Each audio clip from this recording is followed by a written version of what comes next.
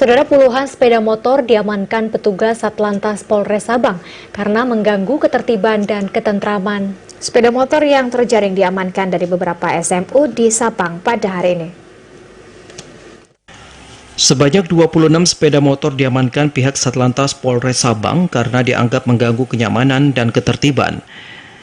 Sepeda motor yang diamankan petugas merupakan milik sejumlah siswa sekolah menengah di Sabang, yang merupakan laporan dari masyarakat karena kebisingan suara sepeda motor bersangkutan karena telah dimodifikasi pada knalpotnya.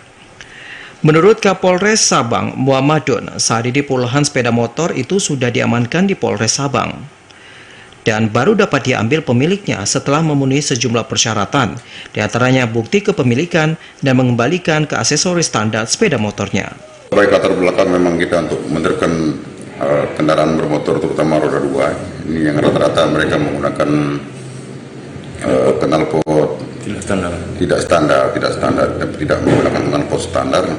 Kemudian kami juga menerima keluhan dari masyarakat karena bisiknya suara dari knalpot tersebut. Kemudian dari arahan atau perintah dari Polda pun memang memerintahkan untuk menertibkan. Kapolres menambahkan puluhan sepeda motor ini langsung diamankan di sejumlah sekolah oleh petugas saat jam belajar, yakni 7 unit di SMA 1, 10 unit di SMA 2, 8 unit di SMK, dan 1 unit di Mansabang, dengan total sebanyak 26 kendaraan dan telah berkoordinasi dengan pihak sekolah sebelumnya.